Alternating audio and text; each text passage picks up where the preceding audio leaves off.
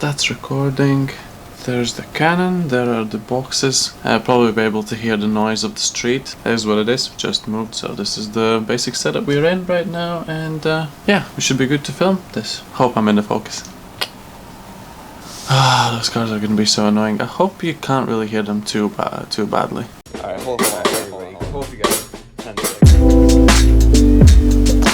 What's up, ladies and gentlemen, Starks back with another video, and today I can officially announce that I am moving to Sony. And the camera of my choice is the Sony a7R III.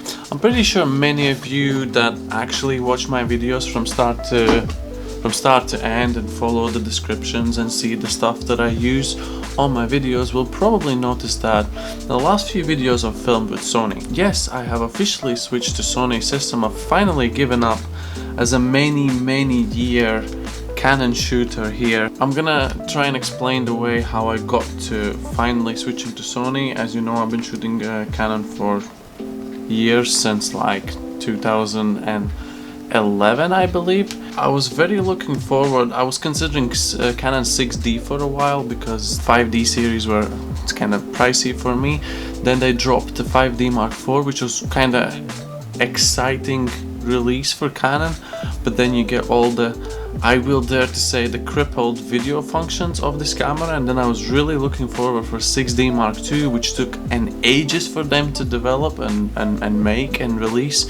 And unfortunately the 6D Mark II had the same crippled options for video. Nowadays when you're doing YouTube, you're looking for a hybrid camera. You're looking for a camera that's going to be equally great taking photos and equally great making videos. That's when the first time in my mind I had an idea, maybe I'm gonna look for something that isn't Canon, which was really scary idea because I've been shooting Canon for so long and I know how great lens selections they have, like some really quality glass, and even the third-party manufacturers like Sigma.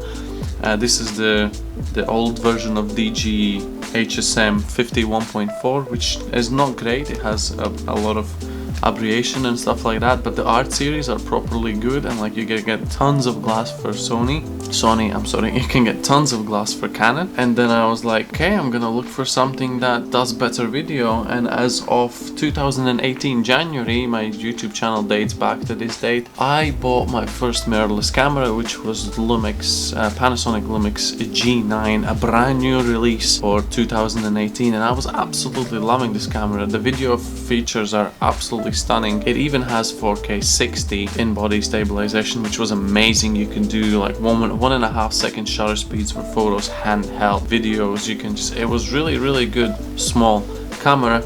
Until I don't want to really talk about the history of my cameras because I'm going to go through how I got into photography in another video, and I'm going to talk through more in details about every single camera. And it was great, and the focus for the Lumix was awesome. And then I went to, like, one of my big dreams for years and years was to go to the Iceland, which if you haven't seen the video, it's just right here. I'm going to link it up in the iCard.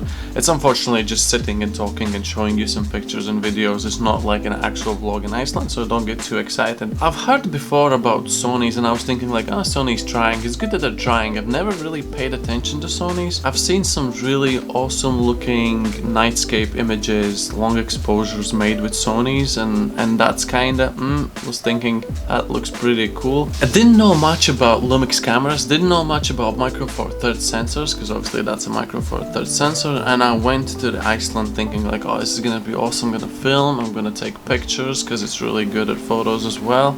Overall, very good camera.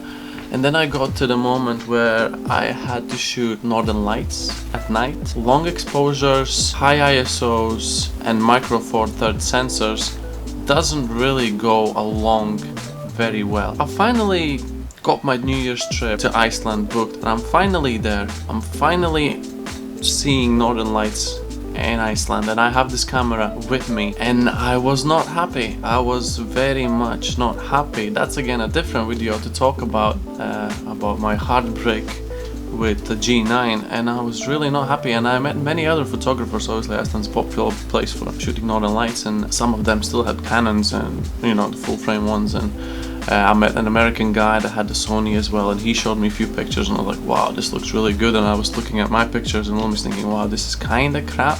I mean, it's good, but it's not exactly like I could get better images with my Canon. Unfortunately, I didn't have a lens for my Canon to use it to make photos of northern lights. So came back from the trip from Iceland and I was like, oh no, I need something else. And then suddenly from out of nowhere it was Sony in my mind, and I did a little bit of research of all the Sonys and ended up choosing the 7R3 because I really like the resolution. I mean, I understand it's probably an overkill for most what I do, the 42 megapixels, but I really like that you have this resolution. ISO performance is great. Low light shooting is great. Video capabilities, even the S-Log2, S-Log3 in body stabilization, which unfortunately works only in 1080, I don't think it works in 4K, is still great. Slow-mo is great, image quality is great, IAF is just mind-blowing, works very well with the 51.8 which I have, which I'm gonna make a review on, and I'm currently filming with the Laowa 15mm f2, which I'm gonna do a full review. If you haven't seen how my girlfriend was unboxing this lens, then you can see it up here as well. 2 card slots, a decent battery, the dynamic range is absolutely insane. You got the log profiles for video, and yeah, and now I'm stuck with Sony. And I say I'm stuck with Sony, I'm not stuck with Sony, I'm absolutely happy. I look at all the Sony stats and I'm like, what else can you want from the camera? EVF, it's not the greatest resolution EVF, but it's great compared to, you know, anything else. You see your exposure right there. Autofocus is amazing, video is amazing, and I was like, yes. Where was I like years ago? Why was I never considering a Sony as an option? There we are, shooting Sony right now. I think, yeah, most of the reasons was that low light performance. I've always wanted a full frame because none of my Canons were ever full frame, but obviously Lumix was micro four thirds, which I didn't know much about, obviously. So full frame, that's a dream come true. Then a few weeks later they literally dropped the Sony A7R Mark IV, which I have zero temptation of upgrading, because as I was saying, like looking at the A7R3, there is nothing I can name that I will be like, oh, I wish I had this.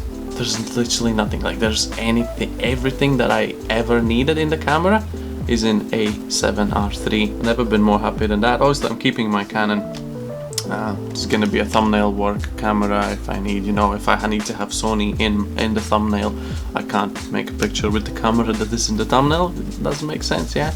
I can use my phone, or I can use the other camera to make thumbnails, or I can use this for like the secondary angles on something as well. That's just my thoughts on why I switched to Sony. And I understand the lenses are gonna be expensive and accessories are gonna be expensive, but over time it's gonna be fine. That's just purely my thoughts. Just wanted to kind of let you know what's happening right now. So you can definitely wait for a review on this lens here, which is super awesome. It's super cool, and the 51.8, which is really cheap and really good as well. We're gonna do reviews on that. And yeah, we've just moved. Finally have an internet that I can record video, edit it and upload it on the same day. So videos should come out more frequently. The absolute goal would be to get to like 1,000 subscribers by next year. The same, let's say August next year, to get 1,000 subscribers. That would be the ultimate goal at the moment. So I just need to keep pumping out the videos. So yeah, we're gonna have to refurbish the flat a little bit. So I'm gonna be kind of busy, but I'm gonna try and be, you know, finding a gap so I can just drop a video.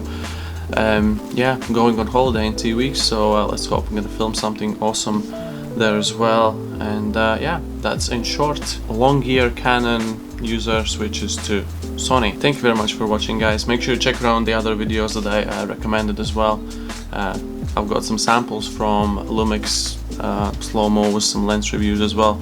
If you want to watch those, make sure you hit subscribe if you want to see future content, and click the bell icon, because YouTube sometimes is really bad at letting you know that I've uploaded. So if you click the bell icon, you will definitely get notified. And that's all from me. Thank you very much for watching, and I'll see you guys in the next one.